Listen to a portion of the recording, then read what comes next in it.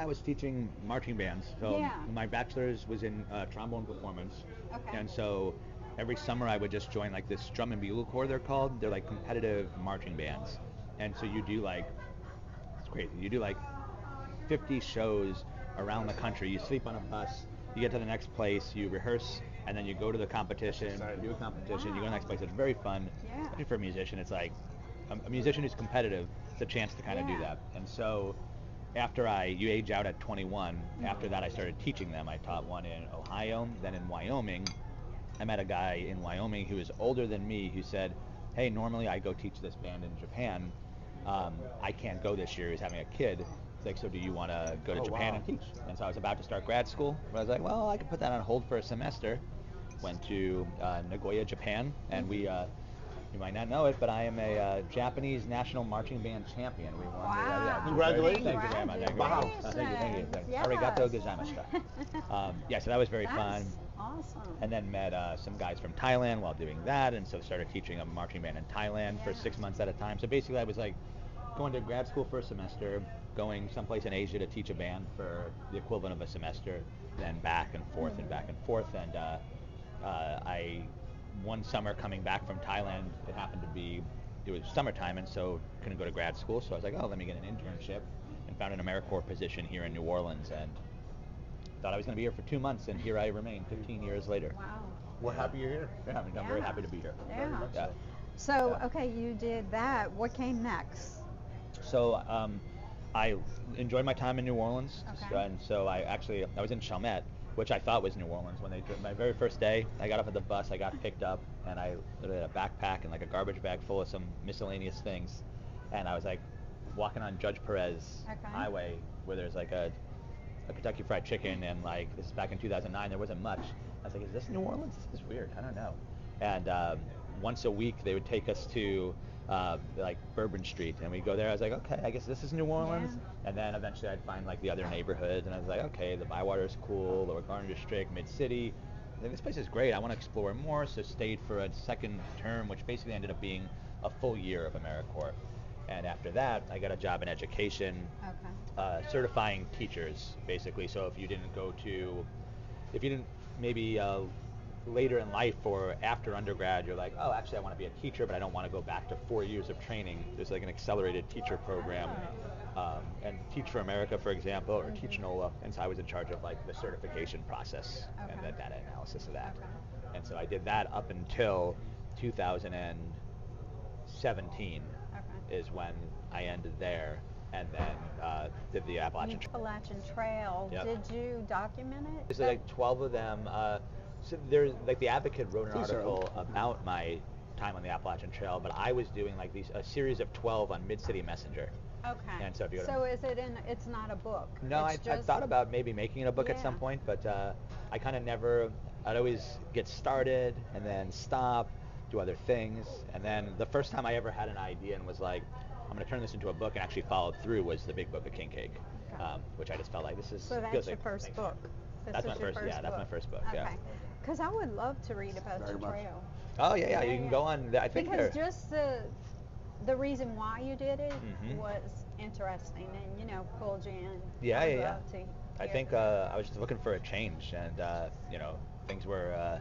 Thank you very much. Lost my job, got dumped, feeling pretty down, and I think I've just had throughout my life a history. I think of when things are not going great, I tend to I need a big change right now to kind of shake things up, and it's probably not great. It's how I derive some self-esteem. Travel's favorite food. Whew. The first thing that popped in my head, I think locals are like this, was a muffalata. Was the first thing that popped in my head. I love muffaladas. Favorite food? I love Indian food. I think Indian food is so good. Yeah, I would go with. I think a muffalata might be my. It's just like That's so. interesting. And then art museum. I mean, the Museum of London, or the British Museum, was so. I could go there every single day. That was so nice. Just seeing it's unfortunate some of those things, some of the artifacts that make it to the British Museum, it's confrontational, or whether they should actually be there. They took them from other places, and so.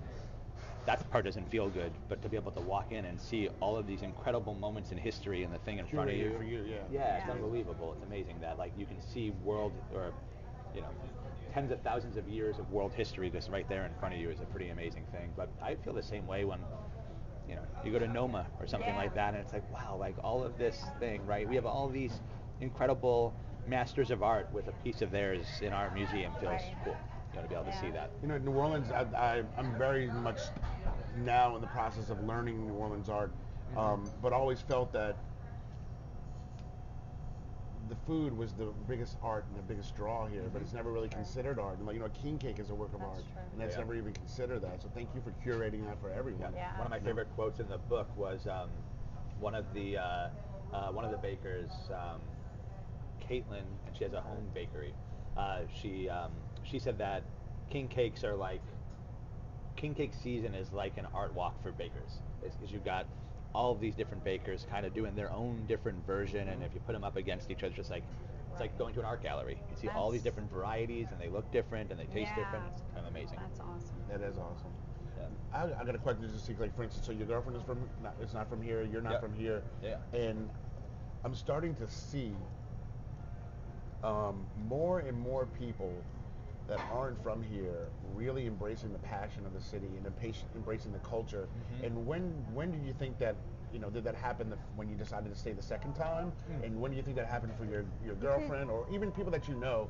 You know, because being like born and raised in this since the day I was born type scenario, you get kind of, I don't want to say tired of it, but you get kind of saying like, it's just king cake, it's just this. And I really feel like, you know, as much as people who move here get that carpetbagger, you know, it's black and all those kind of things like that, but y'all are who are really the driving force behind keeping the culture alive now, you know. And I admit I was one of those people, maybe, you know, post Katrina and all those other things like that. But it's like, wow, thank you for doing this, because I mean, that book could have been written, you know, 100 years ago, and you did it, and we appreciate that, and you're keeping the culture alive. And I think that, you know, when do you feel like that happened for you? And I think it probably happens for all of us anytime we travel anywhere a little bit. Like you see things that other people, I maybe saw something that you didn't see because you have just been there the whole time. Right. And so I'm like, oh, this is an interesting, like you were just talking about the baths in Budapest. Like for somebody there, they're probably like, yeah, this is just what we have or whatever. But for you, you went there and you saw something different that's not a part of your day-to-day life. And so I think maybe just getting here, and New Orleans feels so different than New York City. Some things I love about New York City, and there's a lot of stuff that I love about being down here, but they're so different, and you just start to notice those differences. And so yeah, as I started to get into king cake, for example, maybe I noticed more than somebody who has been here for 40 years and just gradually saw a few more king cakes every year and didn't really notice a change. For me, I got here and I'm like, what is all this? And then you start to talk to bakers like Mark here at Norjo's, and you learn the story behind why he decided to make his king cake the way he did. And so then you start to ask questions, and you're curious because I don't know anything about king cake. I have an out. I don't have to know anything about king cake to start because I'm, you know, relatively new here. And so I just asked a lot of questions, and then maybe you uncover a story that maybe somebody who was born here doesn't think to see because they take it for granted a little bit. Just like I would take things from Long Island or New York City maybe for granted a little bit. Yeah. Do you call New Orleans home? Yeah. There's still something about, I think a lot of people would feel this about a place they came from. Like when I'm bopping up and down the subway stairs in New York City, that feels like very natural to me. But yeah, New Orleans, I've been here for 15 years now, and so I love it here. You visit New York? Yeah, I've got family there, so I'll go maybe 2 or 3 times a year. You know, I've got still a lot of friends up there, so yeah, I love it up there. But here is this is my home. This is our cannoli king cake. And it's got the cannoli cream on the inside. Basically, the only difference between this and a cannoli is the bread. But yeah, that's our cannoli king cake. Very popular. Okay. We had to trademark it. It was so good. Most popular, if I bring this to a party, the cannoli king cake always is like such a hit. And I think there's the dough is very good. It is. Yeah, and I heard somebody say something about the how these things can kind of, the traditions can kind of get far away. thing I like about this is that it doesn't just stray too far from the tradition, Mm-hmm. you know. Mm-hmm. And not only that, it's adding it to another tradition, which traditional food, which is cannoli. So Yeah, right, that's right. what I like about it. So Yeah. that doesn't blend New Orleans and Italian cultures. I don't know what Yeah. does. I mean, king cake tradition goes back to ancient Rome, but it's been in Louisiana for 200 Yeah. years. And then, embraces that tradition, but adds a spin from each place, adds their own spin based on their own story, whether it's the country that they originated from, or like the foods they ate growing up, or core memories as kids, or whatever. You see all of that in all these different king cakes, which is Yeah. really fun. It's not by accident that Mark did a cannoli king cake, or Right. that Cheryl Scripter did a chocolate king cake. She said, like, growing up, her favorite memories were making chocolate with her dad. So of course she's going to be a chocolatier, and of course somebody who's a chocolatier in New Orleans is going to have a chocolate-filled king cake. So there's a lot of stories like that, which is And that's all in the book. Yeah, all yeah. those stories. exactly right. Yeah, it's 75 different vignettes of different bakers and the things that led to their unique king cake. I love that. Yeah, very cool. So let me kind of flip through it. The king cakes. The king cakes, I love that. There's a lot of king cake history in there too, which was fun to learn about. I think I saw that you have recipes also, huh? Yep, there's a recipe in the back for a cream cheese filled king cake, but of course you can use different fillings that are other bakers use and use that instead of the cream cheese if you Okay. want to try something different. Awesome. yeah. I can't wait to read it. Thank you very much. Mm-hmm. Yep. This Yeah, is delicious. Mm-hmm. Yeah, this is so good. I'm quiet. I'm just killing it. The cake itself is So moist, so yeah. moist, yes. Mhm. So good. That's why I like the heavily filled king cakes. I know a lot of people don't. I do because I think the filling helps to keep it moist. Yeah. Which is very important. Yeah. So did you do all of your own research to see which cakes are going in the book? Yeah. Before I even hired a photographer, I kind of tried to narrow down Was roughly it the from 75. that party? No. I mean, that was a good resource. Okay. But I kind of, by then, it had already been 4 or 5 years past, so I had to kind of okay. look to see what else was out there. Okay. Pulled some of some friends who had been in New Orleans all their life, and some other friends who had moved here more recently but loved king cake, and just tried to see where the consensus picks are that I might have missed, and also I wanted to make sure we had a good variety of New Orleans is a diverse place, and so I wanted to make sure I was showing that diversity through the king cakes. Also, I wanted to show there are some fancy restaurants like Galatoire's that makes their own king cake. I want to get something like that, but I also want to make sure that grocery store that makes a king cake. That's an important part of king cake culture too. Whatever you're feeling about it, nobody sells more king cakes than Rouse's, and so Okay. Is that's that a part of. who's in there? Yeah, Rouse's is Rouse's? in there. Yeah, we did get messages from people saying "Hey, I'm trying this king cake. What do you think of this?" And somebody recently had a skyline chili king cake that they were making. Really? Yeah. Which when they first told me, I hadn't eaten anything all day long, so I was starving. I was like, man, that sounds awesome. Then when I thought about it a little bit later, I was like, I don't know. I mean, I bet I would try it though. I would definitely try that. Yeah. Favorite king cakes are a lot of fun because, especially when you're eating so many sweet ones, to be able to mix it up with something savory can be nice. What about a boudin? I love it. Yeah. You do? I've got so we were talking about the donut king cake and boudin king cake. I did, I think, 2 different bakeries in Lafayette. And so we've got Mesh's donut is a really good, sounds exactly what you were saying, like a fried donut king cake with blueberry cream cheese filling. It was so good. And then Twins Burgers and Sweets, they say they invented the boudin king cake. Really? Yeah. And so there's a A guy lot there. of people are making those. Yeah, now, yeah. They say they're the first, and actually their story is very funny. A guy called, he's a teacher at University of Lafayette. He does food history or something, and so his nickname is Dr. Boudin or something like that, and he has a website where he just rates every boudin he's ever tried. And so one day he tried to mess around with creating a boudin king cake. He was on the news just saying, oh yeah, I invented this boudin king cake, and the newscaster was like, well, hey, if somebody wants one, how would they get it? And he's like, not thinking anybody would want one. He's like, you can just email me and he gave his email address, and he said within an hour it was 100 of them, and he's like, oh crap, I don't know how to make this many. And so he scaling up. Yes. And he said he was able to make 5 of them, and this woman in Los Angeles was like, all right, how much for it? And he's like, I'm just gonna say a number that's so insane that she won't possibly say she wants it. He's like $400, and she's like, that's too much, but okay, send it. Oh, And it's like, wow. yeah. So they ended up. Did you do all the tasting alone? Did you have people help you? So my for the book, I tried every king cake that's in the book. I didn't have to, but I wanted to. And my photographer is much more disciplined than I am. As people watching are seeing, I can't say no to food. And so I was always amazed. This guy Randy, he'd be like, no, you can have it. I don't want it. I'm like, all right, fine. I bring it home, and sometimes I would do like king cake giveaway or something like that. If I had a whole cake, I tried some. We would do like an Instagram giveaway. Sometimes I would, small amount, I'd eat it myself.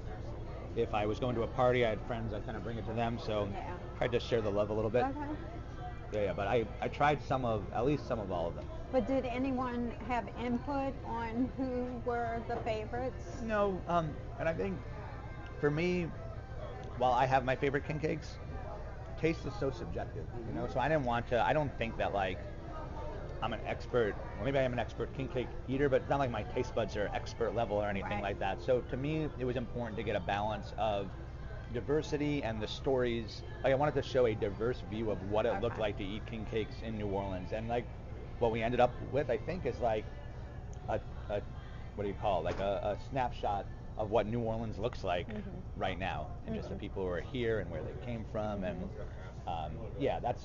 I think the cakes are. I didn't want to put in bad ones. I'm not, but it wasn't like a rating thing. Whereas Do you like get any emails saying why did you pick that one? Yeah. It's not like why did you pick that one. It's more like why didn't you pick this one? Oh, okay. Yeah. Or like when you do another one, can you make sure you pick this? So I do get some of that. Yeah. Lillian, I can't remember her last name. From Rom House. Yep. Yeah. And she, when I was interviewing her for the book with her ice cream king cakes, at first she was being kind of, I think, a little bit funny, but I think somewhat serious. She was like, I should be able to make whatever king cake I want. People can't tell me what is and isn't king cake. If I want to make a pepperoni pizza calzone king cake, I should be able to do it. But then I would eat that one. Yeah, I would definitely eat that one. But then she was like, I think that like traditions are always evolving, and if we stop evolving, then we might as well just put them in a time capsule or Disneyfy them, because then when they stop evolving, they just become the thing you can get at Epcot and Disney, and that's the end of it. And so I agree with that. I think like king cakes started in Rome, they progressed through France, they made their way to New Orleans. Kind of Mackenzie's is the moment that a lot of people here remember as like the original king cake, but if somebody from France 200 years before who had their own version of king cake came and saw Mackenzie's, they'd be like, what in the world is this? Yeah. This is so different. Just That like is the way, true. and it's, I think we sometimes pretend like the way something is when we were born is the way it's supposed to be forever, but it evolved so much Right. before we were born, and it will continue Do to you evolve. have a plain king cake in here? Yeah, we start the do? book with Mackenzie's. Okay. And my girlfriend, when she was proofreading, she was like, you have Mackenzie's like written in this book a lot, like hundreds of times. And I'm like, yeah, because every single baker either said they're trying to make a king cake that is like Mackenzie's, or they were inspired by Mackenzie's, or they didn't like it that much, but it was prevalent, so they wanted to make something different than Mackenzie's, or it's like it's everybody's like cornerstone before they go off and do That their to own me is thing. true nostalgia too. Is the Mackenzie's, that brioche, bread and Almost like a hamburger and like barely sweet. yeah, very much so. And then but the sugar Icing? crystals, the gold and Yeah. purple, green, and gold, Well, but it's like this, huh? just like that. But No But icing, it had though. more icing, huh? no icing. butter. It just kind of sticks on there. It bakes on. I can pull it up real quick if you want. It's like right at the beginning. Who does a really good rendition of that? And I'm not trying to say that they are mimicking it, but it's very similar and really, really nostalgic. Is Hido Baker. You're gonna say it, yeah. They are. I was gonna say Yeah, you were that. gonna say They that. are really Yeah, good, sure. and I had one You for can the see first it time this there. year, Oh, and I was okay. like, Yeah, wow, yeah, brought me yeah. back. There we go. And if you go to the next That page, to me is you'll growing see up, one. man. That Yeah. reminds me of Mid City. That Yeah. reminds me of just. This Lord. one right there. Oh, Like yes. no icing, no Yes. cinnamon. I don't even know how that sugar's staying on there. Yeah, I agree.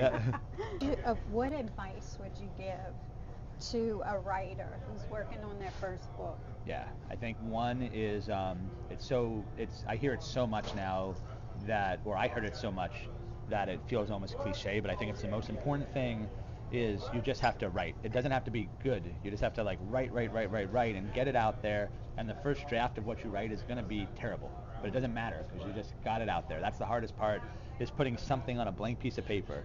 And then when it's out there, you can make it better, but you can't do anything unless you get it out there. That's the hardest part. How do you get it out there, though? Just force yourself. First of all, you have to drop your ego, and you just have to, depending on your situation, are you trying to do this full time, or are you just trying to do this 1 hour a day? But whatever you decide, you stick to it, and you just open up your computer, and for 1 hour, just go and put it out, and then the next day, you could start by making the thing you put out there yesterday a little bit better. But I think that's huge. Okay. And then one more that I think really like hit home with when I was doing the big book was just being curious. And so like talking to bakers, I was really, it sounds like I'm just saying a line, but I thought I was going to be making a book about just beautiful cakes. And then it became clear very quickly that it's about the people who make the cakes is way more interesting. Yes. And so as I started to ask questions, I was like, I had no idea that there were these interesting stories there. And then I became obsessed with learning more and more and digging more and more into it. How long did it take you to do this book? I kind of dropped everything else and only did this for about 9 months or so. Oh, So okay. faster. We're doing the big book of Po' Boy now, and I'm taking like a year and a half. I'm taking my time and making Okay. sure I really. When do you think it'll be out? I'd say September 2025 is a pretty safe bet. I think the idea like to have it comfortably with the king cake, both of the big book and the little book of king cake. They got here like December 1st, right before Christmas season. I'm just running around trying to get it in stores. With the Po' Boy book, I like the idea of it getting here, and I can take my time getting it out in time for the holidays. You have your list of po' boys Not yet? completed yet. I mean, I have a list that, like that first king cake, there's like 150 different po' boy spots. There's so many good ones, Yeah. but I don't have it solidified because some of it is just trying to make sure I get Well, if you diversity. need any taste testers. Okay. Fancy restaurants like Miss River or totally drawing a blank right now on they do like the 25-cent martinis. Commander's Palace. Oh, Commander's Palace. They've got their own po' boy, but then you've got tons of gas stations that have really great po' boys, and so Yeah, trying that's to show like Oh my gosh, there's all the so places many. people eat it. Yeah. Wow. What's a dessert po' boy? The only one that I've seen so far is the one Bob from Bars. Bob Bars. He makes What's like in it? basically what he does is It's brilliant, but I'll let you go ahead. no, I mean you add, but he like depending on what festival he's at, he'll like make he does a lot of ice cream stuff, right? And so he does ice cream kind of merged. So he made like an ice cream fried chicken for the fried chicken festival, and I saw that he had an ice cream po' boy for Po' Boy Festival. And it looks really cool. I think it's like some sort of dough, right? And then he just scoops some ice cream in there, and then he has some toppings that Okay, well, max. when we went to Sicily, Yeah. that's the only way they serve the ice cream. Oh, with the bread. Yeah, that's right. I've seen that. Actually, at Po' Boy Fest, there's several other. Tony Chachery's? Tony Chachery. Tony Yeah. Chachery? Chachery, yeah, he had like a s'mores po' boy, which we tried to get. Like my photographer was like, okay, stretch it out and let's get like the marshmallow sticking. Yeah. It was such a mess. It did not. I don't think it came out well. But we like, really tried to get a beautiful. We got some other good shots of it. Yeah. I know who Yeah. the first po' boy the first like dessert po' boy and they won actually.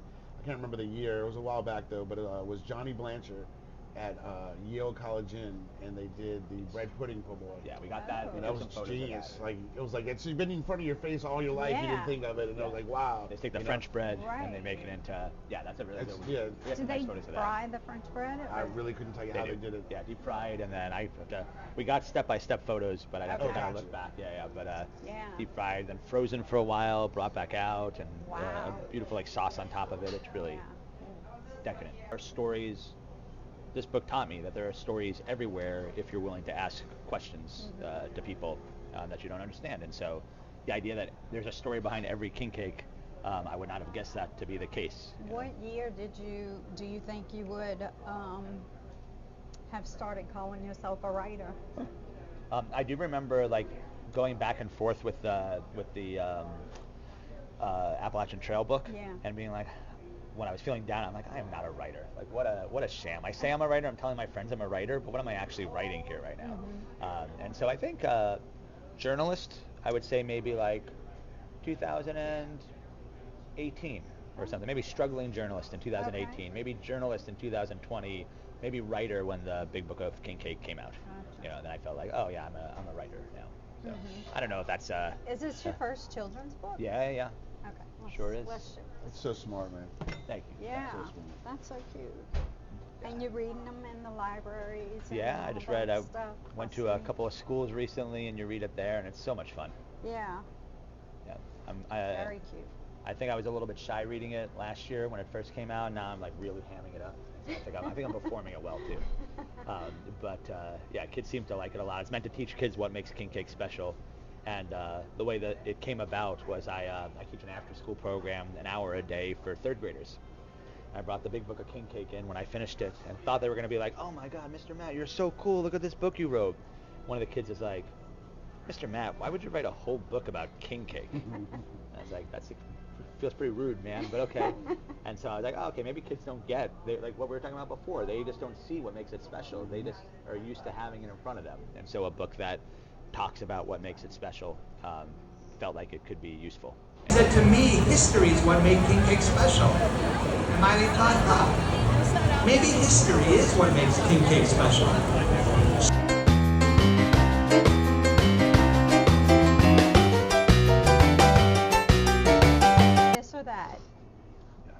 Beaches or mountains? Mountains. Big city or small town? Big city. Ice skating or roller skating? Ice skating. Harry Potter or Hunger Games? Lord of the Rings. Okay. I'll do Harry Potter. Harry Potter. Okay. Fishing or camping? Camping. King cake or birthday cake? King cake. Yeah. Of course. Actually. Okay. Well, king cake as a birthday. My birthday is January 5th, so I'm really like at the crux of that.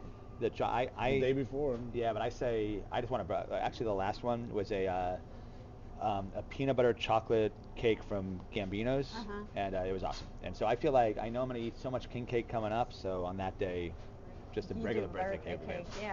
Yeah. Giving you 3 wishes. Huh. God, all of them I feel very very narcissistic. They're all like very me focused, but that's okay. I wish to carve out some time for myself to write a novel. Whether it does well or not, I just want to. I did want to ask you that. Yeah, that's something I'd really want to be able to. I hope that at some point I'll get to be able to do. Okay. Wish number 2. I wish the New York Giants, my favorite football team, will stop being so miserable. They're just full of. They've been miserable for a very long time. I hope that'll stop. They need a New Orleans boy quarterback. That's what they need. Yeah, that's right. We haven't been good since we lost our last one. And a third one. God, I wish I keep making time to travel. It's so fun. It's just like it's such a thing to look forward. I work real hard during carnival season and during the year, but to make time to do that. And it's like part of the reason that I wanted to switch to a job that gave me some flexibility. And so to take time to do that every year is a really nice thing. Well, we hope you get your wish. Friends and mimosas, thank you for watching this video. Please subscribe, like, comment and share just to show that you care.